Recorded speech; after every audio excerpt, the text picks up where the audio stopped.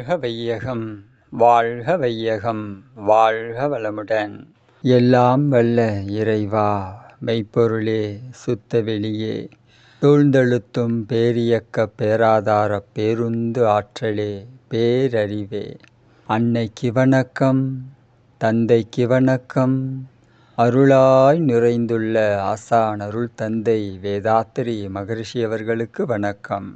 அன்பு குரல் YouTube channel அன்பர்கள் அனைவருக்கும் இனிய வணக்கத்தையும் வாழ்த்தினையும் தெரிவித்து கொண்டு இன்றைய சிந்தனைக்கு ஆக்கமும் ஊக்கமும் என்ற தலைப்பில் இப்போ நமக்கு எல்லா விஷயத்திலையும் நாம் ஒரு இன்ட்ரெஸ்டோட ஒரு ஆக்கத்தோட இருக்கிறது இல்லை.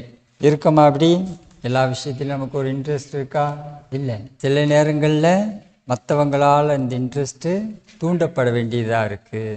சில நேரங்களில் அதுவும் கூட டவுனுக்கு போயிடுது. ஒரு விஷயம் நமக்கு ரொம்ப இன்ட்ரெஸ்டாக இருக்குது, நமக்கு ஒரு விஷயம் பிடிச்சிருக்கு அப்படின்னா நாம் அதில் எப்பவும் ஆர்வத்தோடு இருப்போம். அப்போ நமக்கு பிடிக்காத அல்லது நமக்கு புரியாத விஷயங்களில் நமக்கு ஆர்வம் இருக்காது. இது இயற்கை, நேச்சுரல், இயற்கையினுடைய அமைப்பு அப்படி தான். இப்போ நமக்கு ஒரு விஷயம் புரியலை அப்படிங்கிறதுக்காக அதில் நமக்கு இன்ட்ரெஸ்ட்டு வராது அப்படிங்கிறதுக்காக ஒரு நல்ல விஷயத்த விட்டுறலாமா? விடக்கூடாது இல்லையா? நாம் புரிஞ்சிக்க வேண்டிய விஷயங்கள் அப்படின்னு நிறைய இருக்குங்கிறத முதல்ல புரிஞ்சுக்கும். புரிஞ்சிக்க வேண்டிய விஷயம் நிறைய இருக்குங்கிறத நம்ம முதல்ல புரிஞ்சுக்கும். அப்படி புரிஞ்சுக்கிட்டு அதை எப்படி ஆர்வத்தை நம்ம வளர்த்துக்கிறது அப்படிங்கிறதுல நாம் கவனம் செலுத்தணும். இப்போ நமக்கு ஒரு ரொம்ப பிடிச்ச விஷயத்தில் நாம் இன்ட்ரெஸ்டாக இருக்கோம், ஆர்வத்தோடு இருக்கோம் அப்படின்னா அதுக்கு நமக்கு இந்த சாக்கு போக்கெல்லாம் சொல்லவே மாட்டோம். நமக்கு ஒருத்தங்க தூண்டி விட வேண்டியதும் கிடையாது, அது ஆட்டோமேட்டிக்காக நடக்கும். நமக்கு ஒரு விஷயம் பிடிக்கல, ஒரு விஷயம் புரியல அப்படிங்கும்போது தான் அந்த விஷயம் வரமாட்டேங்குது. இப்போ நமக்கு ஒரு விஷயம் இருக்குது, இதே மாதிரி தான் நமக்கு பிடிச்ச அதே விஷயம் மற்றவங்களுக்கு பிடிக்குமா அப்படின்னா அது ஒரே மாதிரி இருக்கிறதுக்கும் வாய்ப்பு இல்லை. இப்போ இது ஏதோ ஒரு விஷயம் இருந்து இதை நம்மளை உந்தி தள்ளுது. நமக்கு ஒரு விஷயத்தில் இன்ட்ரெஸ்ட்டு, ஒரு விஷயத்தில் இன்ட்ரெஸ்ட் அப்படிங்கிறத நமக்குள்ளாக ஏதோ ஒரு விஷயம் இருக்குது. அது இருந்து தான் நம்மளை என்ன பண்ணுது, அதை நோக்கி நம்மை தள்ளுகிறது. அப்போ நமக்கு நல்ல விஷயம் அப்படின்னு தெரிஞ்சால் கூட அதில் நமக்கு ஆர்வம் வரமாட்டேங்குது அப்படின்னா அதை ஏதோ ஒரு விஷயம் இருந்து தடுக்குது. இதுக்கு ஒரு ஆர்வம் கிடைக்கிற மாதிரி அதுக்கு ஒரு ஆர்வம் கிடைக்க மாட்டேங்குது. நமக்கு சாதாரணமாக ஒரு உதாரணத்துக்கு சொல்லலாமே. இப்போ நமக்கு நாளைக்கே ஒரு டூர் அரேஞ்ச் பண்ணுறோன்னு நேரம் காலம் பார்க்காம தடபுடலாக கிளம்புவோம் இல்லையா? போகலாம், போய் பார்த்துட்டு வருவோம், ஜாலியாக இருந்துட்டு வருவோம் அப்படின்னு. அதுவே எல்லாம் ஒரு கூட்டு தவம், 1 மணி நேரம் எல்லாம் உட்காந்து தவம் பண்ணணும் அப்படின்னா அவ்வளோதான். ஒரு 2 பேர் 3 பேர் வருவீங்க, பாக்கியெல்லாம் தெரித்து ஓடிடுவோம். இப்போ இது ஏன் இப்படி நடக்குது? ஆனால் இப்போ ஊரை சுற்றுறதை விட இது நல்ல விஷயம், ஆனால் ஏன் நமக்கு ஆர்வம் இல்லை? சரி, இப்போ அதே விஷயத்தை மாற்றுறோம். இப்போ ப்ரொஃபஸர்ஸ் ஒரு 10 பேர் தான் இருக்காங்கன்னு வச்சுக்கோங்க, ஆழ்நிலை தவம் ஒரு 1 மணி நேரம் அப்படின்னா இவங்களாம் என்ன பண்ணுவாங்க? இருப்பாங்களா அல்லது இவங்களும் கிளம்பி போயிடுவாங்களா? அப்போ இவங்களுக்கு ஒரு சில விஷயங்களில் அனுபவம் இருக்குது, அதில் அவங்களுக்கு ஏதோ ஒரு விஷயத்தை கேட்ச் பண்ணியிருக்காங்க, அதனால் அது அவங்களுக்கு பிடிச்சிருக்கு, இன்னமும் அது மேலே அவங்களுக்கு ஆர்வம் அதிகமாக இருக்குது. அப்போ நமக்கு எதில் அனுபவம் இருக்கோ அதுதான் நம்மை இழுத்து செல்லும் இல்லையா? இப்போ நமக்கு எதில் அனுபவம் இருக்குது, எதில் அனுபவம் இல்லை அப்படிங்கிறத நாம் கொஞ்சம் தெளிவுபடுத்திக்கணும். இப்போ எதில் நம்மளுடைய அனுபவத்தை வளர்த்துக்கணும். இப்போ நாம் சாதாரணமாக எல்லாத்துலேயும் நம்மளால் அனுபவத்தை வளர்த்து கொள்ள முடியும். அதுக்கு ஏதாவது தடை இருக்கா? அப்படியே இருந்தாலும் அது நம்மளுடைய மனத்தடையாக தான் இருக்கும். நம்மளுடைய மனசு தான் அதை வேணால் தடுக்கும். இப்போ ஒரு விஷயத்தில் நமக்கு ஆர்வத்தை வளர்த்து கொள்வது அப்படிங்கிறது ரொம்ப முக்கியம். அப்போ இது பேக்ரவுண்ட்லேருந்து ஏதோ ஒரு விஷயம் ஒர்க் பண்ணுது இல்லையா? நம்மை உந்தி தள்ளக்கூடிய அந்த விஷயம் சாதாரணமாக உந்து ஆற்றல் அப்படின்னு நமக்குள்ளே ஒன்று இருக்குது. அது இருந்து உந்தி தள்ளுறதுனால தான் நாம் ஒவ்வொரு விஷயத்துலேயும் ஆர்வத்தோடு இருக்கோம், ஒரு சில விஷயங்களில் ஆர்வம் இல்லாமல் இருக்கும். இப்போ நாம் ஆர்வத்தோடு இருக்கிற விஷயத்தை எல்லாம் நாம் லிஸ்ட் எடுத்து பார்த்தோம்னா அது நமக்கு அனுபவம் இருக்கும், அதை நாம் என்ஜாய் பண்ணிடும், அதனால் நமக்கு ஆர்வம் வருது. அப்போ ஆர்வம் இல்லாத விஷயம் லிஸ்ட் எடுத்து பார்த்தோம்னா இதில் பெருசாக நமக்கு அனுபவம் ஒன்றும் கிடைக்கல, அதனால் அதில் நமக்கு இன்ட்ரெஸ்ட் இல்லை. இப்போ இதில் நல்ல விஷயமும் இருக்கலாம், அதே மாதிரி நமக்கு ஆர்வம் இருக்கிறதுல தேவையில்லாத விஷயமும் இருக்கலாம், தேவையானதும் இருக்கலாம். ஆக ரெண்டுத்துலேயுமே நல்லதும் இருக்கும் கெட்டதும் இருக்கும். அப்போ இதை நாம் முதல்ல பிரித்து பார்க்க கற்றுக்கணும், நல்லது கெட்டதை பகுத்து பார்க்க தெரிஞ்சுக்கணும். இப்போ நம்முடைய உடற்பயிற்சி, காயக்கல்பம், தவம், தற்சோதனை இதெல்லாம் நமக்குள்ளாக இருக்கக்கூடிய அந்த உந்து சக்தியை டெவலப் பண்ணுற சிஸ்டம் தான். நமக்கு ஒரு ஆற்றல் தேவைப்படுது, சோர்ந்து போய் உக்காந்துடாமல் அப்படி தட்டி கொடுத்து ரெடி ஆகு அப்படின்னு சொல்கிறதுக்கு ஒரு விஷயம் நமக்குள்ளே தேவைப்படுது. சில பேர்த்தோட ஸ்பீச் எல்லாம் கேட்டோம் அப்படின்னா நமக்கு ஒரு ஆர்வம் வரும். தன்னம்பிக்கை பேச்சாளர்கள் அப்படின்னு இருக்காங்க இல்லையா, ஸ்பீக்கர்ஸ். அப்போ நாம் என்ன பண்ணணும் அப்படின்னா, நாம் ஏன் அடுத்தவங்கள்ட்ட கேட்டு தன்னம்பிக்கையை வளர்த்துக்கக்கூடிய அளவுக்கு பலகீனமாக இருக்கணும்? யோசிக்க வேண்டிய விஷயம் இல்லை. நாம் அடுத்தவங்களுடைய பேச்சை கேட்டு தான் நம்முடைய தன்னம்பிக்கையை, நம்முடைய உற்சாகத்தை, நம்முடைய ஆர்வத்தை மெயின்டைன் பண்ண வேண்டியது இருக்குது. அப்படின்னா நாம் பலகீனமாக இருக்கோன்னு அர்த்தம் இல்லையா? இப்போ இந்த பலகீனமான நிலையிலிருந்து நம்மை நாம் மாற்றிக்கொள்ள வேண்டும், மாற்றிக்கணும். இது எப்படி மாறும் அப்படின்னா, நாம் எந்தெந்த விஷயங்களில் நம்மளை ஆழமாக ஆக்கத்தோட உடல் பயிற்சி, காயக்கல்பம், தவம், தற்சோதனை இதில் ஈடுபடுத்திக்கிறோமோ இது நம்மளை சரியாக கைட் பண்ணும். இப்போ நம்மளுடைய உடல் பயிற்சி, காயக்கல்பம், தவம், தற்சோதனை இதெல்லாம் செய்யும்போது நமக்குள்ள ஒரு ஆற்றல் ப்ரொடக்ஷன் ஆகுதா இல்லையா, ஒரு எனர்ஜி ஃபார்ம் ஆகுது இல்லை. அந்த எனர்ஜி என்ன பண்ணும் அப்படின்னா நம்மளை அழகாக ஃப்ரேம் பண்ணி கூட்டிகிட்டு போகும், நமக்கு ஒரு நல்ல வழிகாட்டியாக இருக்கும். நமக்குள்ளார இதை நாம் செய்யலாம், செய்யக்கூடாது அப்படிங்கிற தெளிவை கொடுக்கும். ஒரு கிளாரிட்டி இருக்கும். நம்ம மனசுக்குள்ளார எல்லாத்தையும் போட்டு கன்ஃபியூஸ் பண்ணிக்க மாட்டோம், தெளிவாக இருக்கும். இதுதான் சரி, இப்படித்தான் இதை செய்ய வேண்டும், இது தவறு, இதை நான் செய்ய மாட்டேன் அப்படிங்கிற தெளிவு நமக்கு கிடைக்கும். அதுதான் நமக்குள்ள ஒரு உந்து சக்தியாக இருந்து செயல்படும். சரி, இப்போ நம்ம உடல் பயிற்சி, காயக்கல்பம், தவம் எல்லாம் பண்ணி இந்த ஆற்றலை டெவலப் பண்ணுறோம். இது நமக்குள்ளார அப்படியே தான் இருக்குமா, மெயின்டைன் ஆகுமா அல்லது குறையுமா? இப்போ காலையில் தவம் பண்ணிங்க சரியா, 9 மைய தவம்னு மணிமண்டபத்தில், இப்போ மணிமண்டபத்தில் 9 மைய தவம் காலையில் கலந்துக்கிட்டோம். இப்போ காலையில் தவத்தில் கலந்துக்கிட்டு வந்த அந்த மனோபாவம், அந்த ஆற்றல், அந்த எனர்ஜி அப்படியே கண்டினியூ ஆகுதா, நேரமாக நேரமாக குறையுதா? குறையுது இல்லையா? அப்போ நமக்குள்ள அது சேவ் ஆகலை, குறையுது. அப்போ அது ஏன் இந்த சயின்ஸ் நடக்குது? ஒரு நல்ல ஆற்றல் தான், ஆனால் நமக்குள்ளே நிற்க மாட்டேங்குது. அப்படின்னா என்ன காரணம்? நம்முடைய உடல் செல்கள் பலகீனமாக இருக்கும்போது இந்த ஆற்றல் அது சேவ் பண்ணி வைக்க முடியாது, அவ்வளோதான் விஷயம். நம்முடைய உடல் செல்கள் எப்படி இருக்குது? பலகீனமாக இருக்குது. அப்போ இந்த உடல் செல்களை படுத்தணும்னா என்ன பண்ணணும்? உடல் பயிற்சி, காயக்கல்பம் பண்ணணும். உடல் செல்களை பலப்படுத்தக்கூடிய ஒரு விஷயம் நமக்கு உடல் பயிற்சியிலையும் காயக்கல்பத்திலையும் தான் மகரிஷி கொடுத்துருக்காங்க. அப்படி நம்முடைய உடல் செல்களை நாம் ஸ்ட்ராங் பண்ணிட்டோம் அப்படின்னா இது ஒரு கொஞ்ச காலத்துக்கு அப்படி தான் இருக்கும். ஆற்றல் இன்க்ரீஸ் ஆகும், அதுக்கு ஒரு டவுன் ஆகிடும், இன்க்ரீஸ் ஆகும், டவுன் ஆகிடும். இப்போ நாம் ஒரு நிலையான இடத்துக்கு நம்மளுடைய உடலை கொண்டு போகாத வரைக்கும் இந்த ஒரு நிகழ்ச்சி நடந்துக்கிட்டு இருக்கும். நம்மளுடைய உடம்பு என்ன பண்ணுது? உடல் செல்கள் என்ன பண்ணுது? அப் அண்ட் டவுனில் இருக்குது இல்லையா? ஏறுது இறங்குது, ஏறுது இறங்குது. அப்போ இந்த அப் அண்ட் டவுன் சிஸ்டம் எப்போ ஸ்டேபிள் ஆகுதோ, அன்ஸ்டேபிளில் இருக்கக்கூடிய இந்த நிகழ்ச்சி எப்போது ஸ்டேபிள் ஆகிறதோ அப்போது நமக்குள்ளார பெருகக்கூடிய ஆற்றல் நம்ம கூட நம்முடைய வாழ்க்கையாக ட்ராவல் ஆகும். எல்லாமே உடல் செல்களும் காந்தமும் தான், இதை தவிர வேறு ஒன்றும் இல்லை. மனித உடலில் எவ்வளவு செல்கள் இருக்குன்னு தெரியுமா? இவ்வளோ நாளாக வாழ்ந்துட்டுருக்கோம் இல்லையா?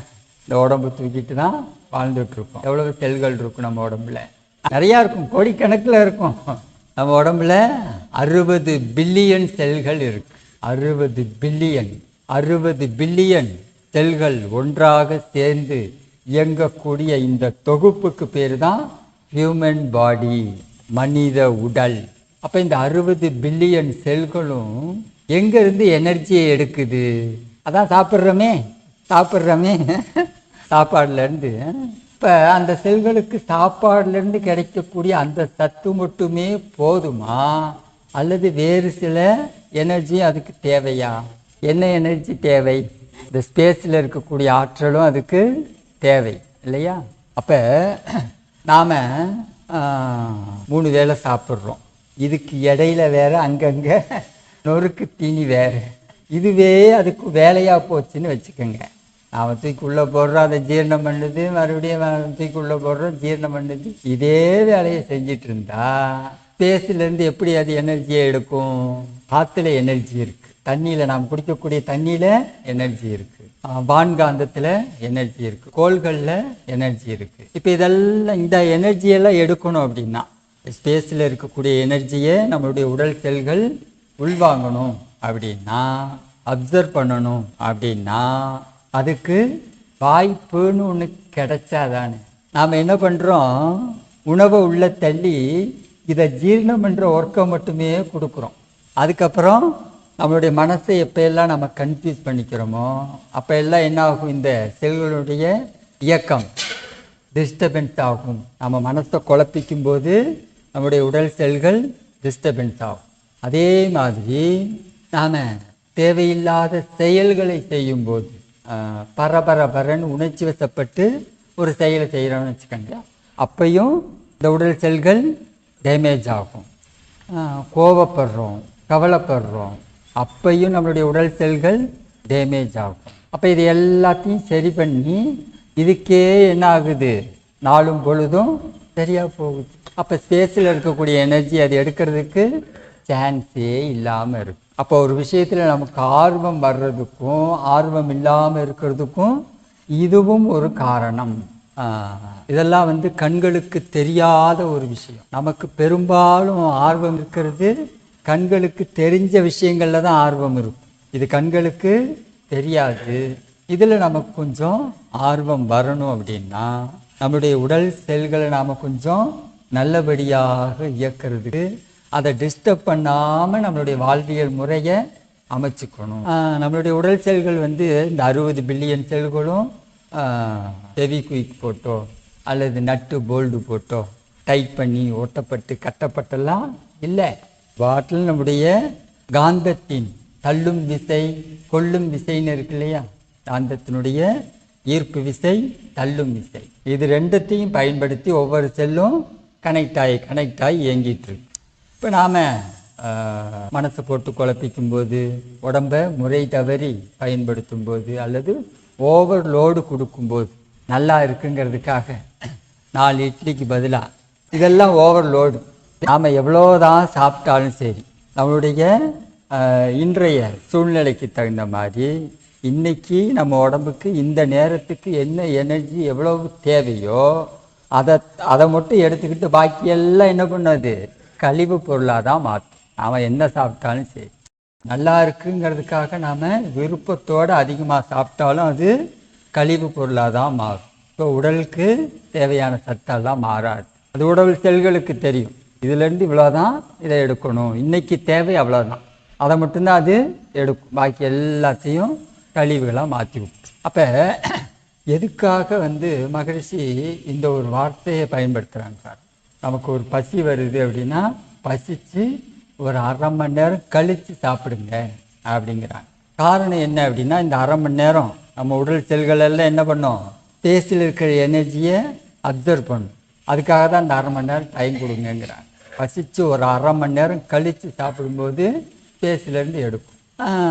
சில பேர்த்தால பசி தாங்க முடியல அப்படின்னு சில பேர் இருப்பாங்க இல்லையா? இதெல்லாம் ஏன் வருது அப்படின்னா, இது பழக்கம். என்னால் பசி தாங்க முடியாது அப்படிங்கிறது பழக்கம். இப்போ நாம் இந்த எண்ணத்தை என்ன பண்ணணும் அப்படின்னா மாற்றணும். இந்த எண்ணம் ஒரு நல்ல எண்ணம் கிடையாது.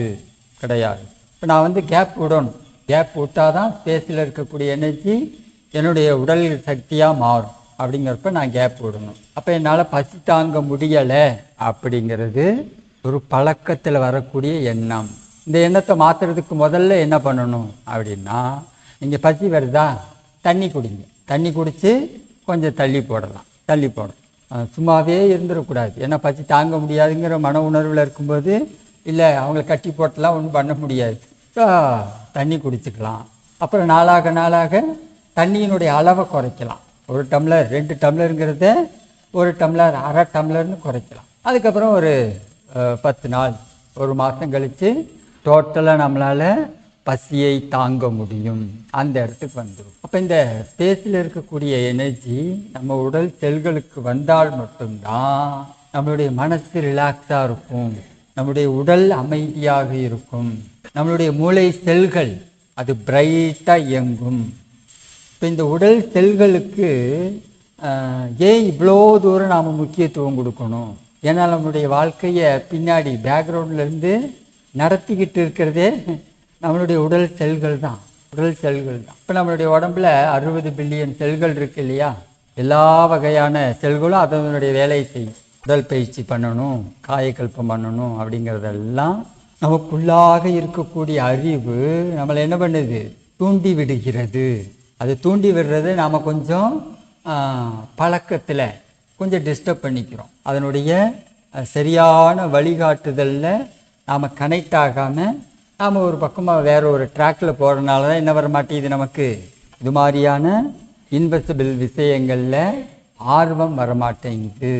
ஆர்வம் குறைவாக இருக்கிறதுக்கு காரணம் இதுதான். இப்போ நம்முடைய ஆர்வம் அதிகமாகணும் அப்படின்னா நாம் அதை பற்றிய தேடலை என்ன பண்ணணும்? டெவலப் பண்ணிக்கணும். தேடலை வளர்த்துக்கணும். பாட்டு இருக்கு இல்லையா? தேடல் என்பது உள்ளவரை வாழ்வில் ருசி இருக்கும், தேடல் உள்ள ஜீவனுக்கே தினமும் பசி எடுக்கும். இது அறிவு பசி. இந்த அறிவு பசி இருக்கணும் அப்படின்னா நமக்குள்ள ஒரு தேடல் இருக்கணும். நமக்குள்ள தேடல் இல்லை அப்படின்னா நமக்கு இந்த அறிவு பசி எடுக்காது. இப்போ அந்த ஆர்வத்தை சில விஷயங்களை நாமளாக வளர்த்துக்கணும். சில விஷயங்கள் நமக்குள்ளே தானாகவே வளரும். அது ஒவ்வொருத்தவங்களுக்கும் வித்தியாசம் இருக்கும். எல்லாத்துக்கும் ஒரே மாதிரி இருக்காது. சில விஷயங்களில் நமக்கு ஆர்வம் வரணும் அப்படின்னா அந்த அளவுக்கு சரியாக அந்த விஷயத்தோடு நாம் நம்மளை கனெக்ட் பண்ணிக்கணும், தேடணும். இப்போ நாம் எல்லாரும் தவம் பண்ணோம் இல்லையா? இந்த ஆக்கினை தவம் அப்படின்னோம், துரிய தவம் அப்படின்னோம். ஆக்கினையில் எப்படி இது சில பேர்த்துக்கு அழுத்துற மாதிரி இருக்கும், சில பேர்த்துக்கு சுற்றுற மாதிரி இருக்கும், சில பேர்த்துக்கு ஒரு சின்ன வெளிச்சம் மாதிரி தெரியும். சில சமயங்களில் இது எதுவுமே தெரியாது. அப்படியே உக்காந்துட்டு இருப்போம், கவனிப்போம். அப்போ இது என்னது? எது சுத்துது, எது அழுத்துது, எது இந்த ஒளி மாதிரி தெரியுது அப்படிங்கிற அந்த ஆர்வத்தோடு இருந்தோம் அப்படின்னா நமக்கு அதை பற்றிய தகவல், நமக்கு நிறைய விஷயங்கள் நாம் ஆர்வத்தை வளர்த்துக்கணும், நம்மளை தேடி வரும். இப்போ நமக்கு ஆர்வம் இல்லை, இதில் உயிரை பற்றி தெரிந்து கொள்வதற்கு நமக்கு ஆர்வம் இல்லை அப்படின்னா நாம் இங்கே இருக்கிற வரைக்கும் எப்படி இருப்போம்?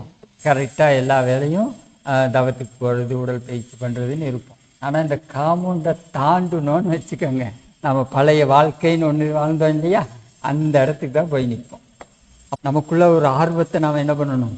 வளர்த்துக்கணும். அதை தான் மகரிஷி தற்சோதனை பயிற்சிகள்னு சொல்லி கொடுத்தாங்க. தற்சோதனையினுடைய தேவையும் அவசியமும் என்ன அப்படின்னா, நமக்குள்ள ஒரு ஆர்வத்தை நம்ம டெவலப் பண்ணிக்கணும். தன்னைத்தானே அறிந்து கொள்ளுதல், தனக்குள்ளாக இருக்கக்கூடிய நிறை குறை இவைகளை உணருதல். இப்போ நான் இதுதான் அப்படின்னு நமக்கு தெரிஞ்சது அப்படின்னா அதில் எது மைனஸு எது ப்ளஸ்ஸுங்கிறத நாம் என்ன பண்ணலாம்? சிந்தனைக்கு எடுத்துக்கிட்டு ப்ளஸ்ஸை மைனஸாக மாற்றலாம். எது தேவையில்லாத ப்ளஸ், மைனஸ் ப்ளஸ் ரெண்டுத்துலேயும் என்ன இருக்கும்? தேவையானதும் இருக்கும், தேவையில்லாததும் இருக்கும். அப்போ தேவையில்லாத ஒரு விஷயத்தில் நாம் ப்ளஸ்ஸாக இருக்கோம் அப்படின்னா அதை என்ன பண்ணணும்? இல்லை மைனஸாக மாற்றணும். தேவையான ஒரு விஷயத்தில் நாம் மைனஸாக இருக்கோம் அப்படின்னா அதை நம்ம ப்ளஸ்ஸாக மாற்றணும். அப்போ தன்னுடைய நிறை குறையை உணர்ந்து கொள்ளுதல். இப்போ நம்மளை பற்றி அடுத்தவங்க சொன்னாங்கன்னு வச்சுக்கோங்க, நம்மளை பற்றி நமக்கு தெரியுதோ இல்லையோ மற்றவங்களுக்கு தெரியும். அப்போ நீ இது மாதிரி கோவப்படாத, இதெல்லாம் பேசாத அப்படின்னு மற்றவங்க சொல்கிறாங்கன்னு வச்சுக்கோங்க. நமக்கு அது எப்படி ஃபீல் பண்ணுவோம் நாம? நீ யார் இதையெல்லாம் சொல்ல, அந்த சின்னம் தான் வரும் இல்லையா? அப்போ அடுத்தவங்க நம்மளை பற்றி நல்ல விஷயமாகவே இருந்தாலும் அடுத்தவங்க சொன்னால் நமக்கு பிடிக்காது. அதனால தான் என்ன பண்ணிட்டாங்க மகரிஷி, உங்களை நீங்களே பார்த்து நீங்களே புரிஞ்சுக்கிறதுக்கு பயிற்சியை செய்யுங்க. உங்களை பற்றி நான் எதுவும் சொல்கிறதுக்கு இல்லை, எதுவும் உங்களை பற்றி நான் சொல்ல போகிறது இல்லை. இந்த பயிற்சியை மட்டும் செய்யுங்க, உங்களை பற்றி உங்களுக்கே தெரியும். அப்புறம் ஆட்டோமேட்டிக்காக நம்ம என்ன பண்ணுவோம், தேவையான விஷயத்தை வளர்த்துக்குவோம், தேவையில்லாததை விட்டுருவோம். ஸோ அப்போ நிறை குறையை அறிந்து கொள்ளுதல், உணர்ந்து கொள்ளுதல். அப்போ இதோட முடிஞ்சிச்சா அப்படின்னா இல்லை, அடுத்து இன்னும் போகிறாங்க மகிழ்ச்சி. நிறை குறையை தெரிந்து கொண்டு அதை திட்டமிட்டு செயல்படுத்த வேண்டும். அதுக்கு ஒரு பிளான் பண்ணிக்கணும். இப்போ இதை எப்படி நம்மளுடைய வாழ்க்கையை வாழணும் அப்படிங்கிற ஒரு பிளானிங் நமக்கு இருக்கும். திட்டங்களுக்கு வழி வகுத்தல், நல்ல முறையில் நம்முடைய அறிவை சிந்தனையை வளர்த்துக்கிறதுக்கு நாம் திட்டம் பண்ணணும். இப்போ காலையில் நாம் நேரத்தில் எந்திரிச்சு உடற்பயிற்சிக்கு வரமாட்டேங்கிறோம் அப்படின்னா இது நம்மக்கிட்ட இருக்கிற ப்ளஸ்ஸா மைனஸா? மைனஸ். இது நல்லதா கெட்டதா? கெட்டது இல்லையா? அப்போ இதை முதல்ல நாம் மாற்றணும் அப்படின்னா என்ன பண்ணணும்? இப்போ எந்திரிச்சு உடற்பயிற்சிக்கு வந்தே தீரணும் அப்படிங்கிற விஷயத்தில் நம்மளை இணைச்சிக்கணும் அப்படின்னா முதல்ல அதுக்கு நமக்கு ஒரு ஆர்வம் வரும். நான் ஆரம்ப காலகட்டங்களில் என்ன பண்ணேன் அப்படின்னா, எங்கள் அப்பாட்ட சொல்லி என்னை எழுப்பி விடுங்க அப்படின்னு எழுப்பி விட்டு போயிட்டு இருந்தோம். அதுக்கப்புறம் நம்ம அப்பா சொல்லி ஏன் எந்திரிக்கணும், நாமளாம் எந்திரிச்சா என்ன, நம்மளால் முடியாதா அப்படின்ட்டு சரி என்ன பண்ணால் எந்திரிப்போம் அப்படின்னு யோசித்து தண்ணியை குடிப்போம். நிறையா தண்ணியை குடிக்கிறது. அது என்ன பண்ணோம், ஒரு 3 மணிக்கெல்லாம் எழுப்பி விட்டோம். அப்புறம் மறுபடியும் தண்ணியை குடிக்கிறது. அது ஒரு 6 மணிக்கு எழுப்பி விடும், எந்திரிச்சு கிளம்பி வந்துடுறது. ஆக இது மாதிரி எல்லாம் நாம் முயற்சி பண்ணாதான் என்ன பண்ண முடியும், நம்மளுடைய வினையிட்டேருந்து நம்மளை நாம் ஜெயிக்க முடியும். இல்லாட்டி கஷ்டம். நம்மளுடைய ஆர்வத்தை இப்படி தான் நம்ம வளர்த்துக்கணும். முதல்ல பாருங்கள், அப்பாட்ட சொல்லி அப்பாவோட கைட்னஸில் நம்ம டெவலப் பண்ணணும். அதுக்கப்புறம் நாமளே இதை பண்ணுவோமே, அதுக்கு என்ன வழி? அலாரம் வச்சுட்டு படுத்தாலும் என்ன பண்ணுறோம், ஆஃப் பண்ணிவிட்டு தூங்கிடுறோம். அதுவும் வேலைக்கு ஆக மாட்டேங்குது. சரி, அதுக்கு மேலே இன்னொரு வேலையை பண்ணுவோம் அப்படிங்கும்போது தான் ஃபுல்லாக தண்ணியை குடிச்சிட்டு படுக்கிறது. அது பார்த்தா 2 மணி 3 மணிக்கு எழுப்பி விடுது. அதுக்கப்புறம் சரி அடுத்து இன்னொன்று குடிப்போம், அடுத்த ரவுண்டு போய் எந்திரிச்சிடுவோம் அப்படின்ட்டு அடுத்த ரவுண்டுக்கு கரெக்டாக ஒரு 5:30 மணி 6 மணி எந்திரிச்சு. ஆனால் இன்றைக்கி பாருங்கள், அலாரம் இல்லாமையே எந்திரிச்சு வந்துடுறோம் இல்லையா? அப்போ இதெல்லாம் எங்கேருந்து வருது அப்படின்னா நமக்குள்ளாக ஒரு தேடல், என்னுடைய உயிரை பற்றிய தேடல், என்னுடைய மனதை பற்றிய தேடல், என்னுடைய அறிவை பற்றிய தேடல். அதில் ஆர்வத்தை வளர்த்துக்கும். சில பேர் பிறவியிலேயே அது அவங்களுக்கு அமைஞ்சிரும், பெருசாக யாரும் கைட் பண்ண வேண்டியதே இல்லை. ஆனால் சில பேர்த்துக்கு ரொம்ப மைனஸில் இருக்கும் இந்த விஷயம். அவங்க என்ன பண்ணணும், தானாக தான் அந்த ஆர்வத்தை வளர்த்துக்கும். அதற்கான சப்போர்ட்டிங் மெட்டீரியலை பயன்படுத்தும். சப்போர்ட்டிங் மெட்டீரியல் என்னென்னவெல்லாம் பயன்படுத்தலாம் சொல்லுங்கள் பார்ப்போம். நம்முடைய உயிரை, நம்முடைய மனதை, நம்முடைய அறிவை பற்றிய தேடலை வளர்த்து கொள்வதற்கான சப்போர்ட்டிங் மெட்டீரியல் இல்லை. நம்ம உடற்பயிற்சி காயகல்பம் பண்ணாவே தான் பாதி கிணறை தாண்டிடுவோமே. இப்போ நாம் அங்கேயும் இல்லை, அதுக்கும் கீழே இருக்கோன்னு வச்சுக்கோங்க. மகரிஷியினுடைய புத்தகங்களை படிக்கலாம். மகரிஷியினோட ஸ்பீச் இருக்குது, அருள் பேர் ஆற்றல்னு ஒரு யூடியூப் சேனல் இருக்குது. இந்த யூடியூப் சேனலை சப்ஸ்கிரைப் பண்ணி வச்சுக்கோங்க. அதில் மகரிஷியினுடைய கிட்டத்தட்ட 250-300 ஸ்பீச்சு. இங்கே கூட அந்த அளவுக்குலாம் இல்லை. அவர் ஐயா எங்கேருந்து தான் எடுத்தாருன்னு தெரியல, அவ்வளோ ஸ்பீச் அதில் போட்டு வச்சுருக்காரு. அதெல்லாம் டைம் கிடைக்கும்போது நீங்கள் என்ன பண்ணுங்க, திருப்பி கேளுங்க. கேட்கும்போது நமக்கு ஒரு ஆர்வம் வரும். திருப்பி மகரிஷியினுடைய புத்தகங்களை படிங்க. கொஞ்சம் கொஞ்சமாக நம்மளுடைய ஆர்வத்தை இப்படி தான் வளர்த்துக்கும். இதெல்லாம் சப்போர்ட்டிங் மெட்டீரியல். இதெல்லாம் இருந்துச்சு அப்படின்னா நாம் உடற்பயிற்சி செய்கிறதுக்கு, தவம் பண்ணுறதுக்கு, தற்சோதனை பண்ணுறதுக்குன்னு கரெக்டாக கனெக்ட் ஆகி வந்துடும். இப்போ இந்த ஆர்வத்தை வளர்த்துக்கிறதுக்கு நமக்கு இந்த சப்போர்ட்டிங் மெட்டீரியல் தேவை. இதெல்லாத்தையும் நம்ம பயன்படுத்திக்கணும். ஸோ அந்த விஷயங்களெல்லாம் நம்ம பயன்படுத்த இதையெல்லாம் நம்மளை கொண்டு போய் கரெக்டாக ஒரு இடத்துல ஃபோக்கஸ் பண்ணி வைக்கும். இதுதான் உந்து சக்தி. அதுக்கப்புறமா தான் நமக்குள்ளார இந்த தவ ஆற்றல், காயகல்பத்தில் கிடைக்கக்கூடிய ஆற்றல், உடல் பயிற்சியில் கிடைக்கக்கூடிய ஆற்றல், இதெல்லாம் என்ன ஆகும், நம்முடைய லைஃபாக ட்ராவல் ஆகும். அது வரைக்கும் இது செல்களை ரெடி பண்ணுறதுக்கே இந்த எனர்ஜி சரியாக போயிடும். ஸோ அதனால் இந்த தேடலை வளர்த்துக்கணும், ஆர்வத்தோடு இருக்கணும். இருந்தோம்னா நம்முடைய வாழ்க்கையை நாம் நிறைவாக வாழலாம். இதெல்லாம் நாம் பிளான் பண்ணுறது தான் திட்டமிடல். வகுத்த வழியே வாழ்ந்து காட்டுதல். எல்லாத்தையும் செஞ்சிட்டோம் பண்ணிட்டோம் அப்படின்னா இதுலேயே நம்ம என்ன பண்ணணும், வாழ்ந்து காட்டணும். சரி, இப்போ இன்னைக்கு என்ன ஒரு சின்ன பெரிய பிரச்சனை அப்படின்னா, சின்ன பெரிய பிரச்சனை என்ன அப்படின்னா, எவ்வளோ நாள் தான் உடற்பயிற்சி பண்ணுறது, எவ்வளோ நாள் தான் தவம் பண்ணுறது. ஏதோ ஷார்ட்டாக ஒரு 6 மாதம் பண்ணோம், அதுக்கப்புறம் ஃப்ரீயாக இருந்தோம், கஷ்டப்பட்டோம் அப்படின்னா நல்லா இருக்கும். ஆனால் இது பார்த்தா டெய்லி எந்திரிச்சு உடற்பயிற்சி பண்ணுங்கிறாங்க. டெய்லி காய்கல், சாயந்தரம் காலையில் 2 வேளை காய்கல். இது ஏன் இப்படி அமைஞ்சது அப்படின்னா, செல்கள்லாம் எப்பவும் ஒரே மாதிரி இருக்காது. இந்த கோள்களுடைய அமைப்பு, நம்மளுடைய உணவு சாப்பிட்ற முறை, இதெல்லாம் என்ன பண்ணும், இந்த உடல் செல்களை டிஸ்டர்ப் பண்ணும். அப்போ இந்த உடல் செல்களில் இருக்கக்கூடிய கார்பன் டை ஆக்சைடு, கரிய நில வாயு, இதை வெளியேற்றணும் அப்படின்னா நாம் டெய்லி உடற்பயிற்சி செஞ்சு தான் ஆகணும். இப்போ நம்ம உடம்புல 60 பில்லியன் செல்கள் இருக்கு இல்லையா, இந்த 60 பில்லியன் செல்களும் ஒரே மாதிரி ஆக்டிவாக இருக்குமா? இருக்காது.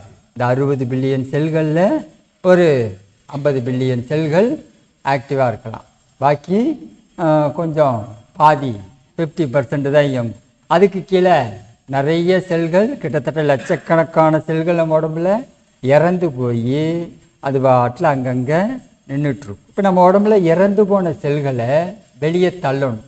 யாரை வச்சு தள்ளுறது? யார்கிட்ட சொன்ன இந்த வேலை நடக்கும்? நம்ம உடம்புல செல்கள் இறந்து போகுது இல்லையா, சயின்ஸு. நம்ம உடம்புல இறந்து போன செல்கள் இருக்குது. அப்போ இதுக்கு வெளியே தள்ளுறதுக்கு என்ன பண்ணணும் அப்படின்னா, அதுதான் உடற்பயிற்சி. டெய்லி நாம் உடற்பயிற்சி பண்ணோம்னா அன்னன்னைக்கு செத்து போகிற செல்களை வெளியே தள்ளிடலாம். குப்பை அது. இந்த குப்பை சேர்ந்துக்கிட்டே இருந்தது அப்படின்னா இது மற்றதையும் வாழ விடாது, அதுவும் மறுபடியும் வாழ போகிறது கிடையாது இல்லையா. டிஸ்டர்ப் பண்ணிகிட்டே இருக்கும், மற்ற செல்கள் இயங்கிறதுக்கும் வாய்ப்பு இல்லாமல் போகும். இப்போ அதனால தான் மகரிஷி என்ன பண்ணாங்க, டெய்லி உடற்பயிற்சி, 2 நேரம் காயகல்பம், உயிர் அதுக்கும் மேலே 2 நேரம் காயகல்பம். இந்த காயகல்ப பயிற்சியில் என்ன பண்ணுறோம், நாம் அஸ்வினி முத்திரை செய்கிறோமா, ஓஜஸ் மூச்சு விடுறோமா.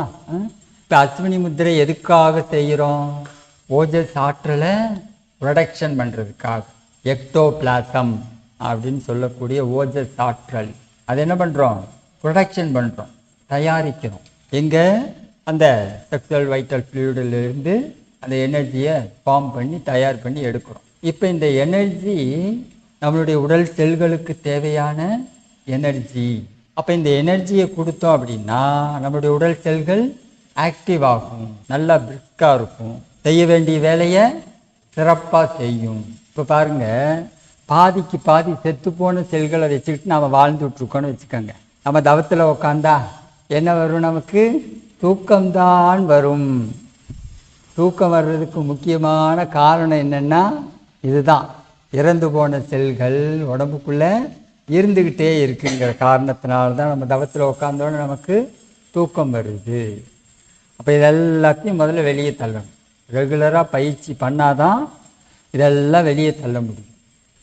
ரெகுலராக நம்முடைய காய்கள் இப்போ பயிற்சி பண்ணோம் அப்படின்னா கொஞ்சம் கொஞ்சமாக நம்முடைய செல்கள் எல்லாம் ரெக்கவர் ஆகும், தயாராகும். உடல் மனம் இதெல்லாம் நல்லா இருக்கணும் அப்படின்னா இது எல்லாத்துக்கும் பாருங்கள் ஒரு எனர்ஜி ஒன்று தேவைப்படுது.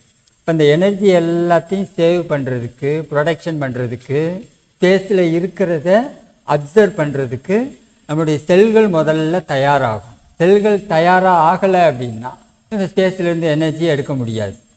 ரெண்டாவது, உடல் தாங்கும் சக்தின்னு ஒன்று இருக்குது இல்லையா, இந்த உடம்புக்கு தாங்கும் சக்தின்னு ஒன்று இருக்குது. அதை தாண்டி ஸ்பேஸில் உள்ள எனர்ஜி நமக்குள்ளார கனெக்ட் ஆகாது. அப்போ நம்மளுடைய உடல் செல்கள், இறந்து போன செல்களை எல்லாம் நாம் என்ன பண்ணணும், கொஞ்சம் கொஞ்சமாக டிஸ்போஸ் பண்ணணும், வெளியே தள்ளணும்.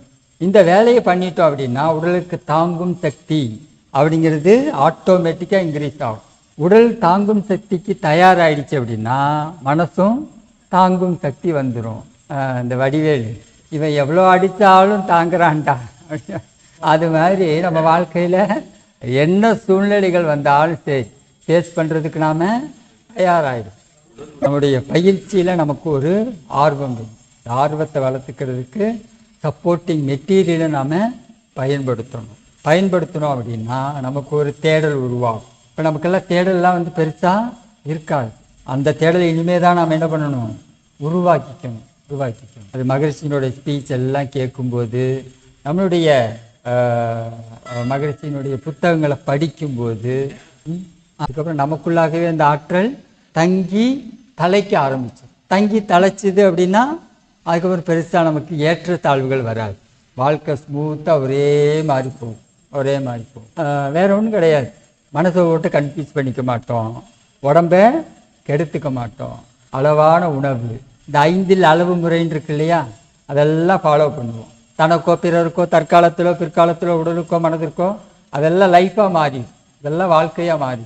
அதுக்கப்புறம் பெருசாக நாமளும் அடுத்தவங்களுக்கு துன்பம் தர மாட்டோம், நாமளும் நம்மளை துன்பப்படுத்திக்க மாட்டோம். இதெல்லாம் நம்மளை நாம துன்பப்படுத்திக்க மாட்டோம், அதுக்கப்புறம் அடுத்தவங்களையும் துன்பப்படுத்த மாட்டோம். ஸோ இந்த விஷயத்துலலாம் ரிலீவ் ஆகிட்டோம் அப்படின்னா ஆட்டோமேட்டிக்காக நம்மளுடைய லைஃபு ஸ்மூத்தாக ஒரே மாதிரி இருக்கும். அதுக்கப்புறம் நம்முடைய வாழ்க்கையாக இருக்கும். இறைவன் கொடுத்த வாழ்க்கையை நாம் நிறைவாக வாழலாம். இப்போ அது ஆரம்பத்தில் அப்படி தான் இருக்கும். கொஞ்சம் ஏற்றத்தாழ்வோடு இருக்குது.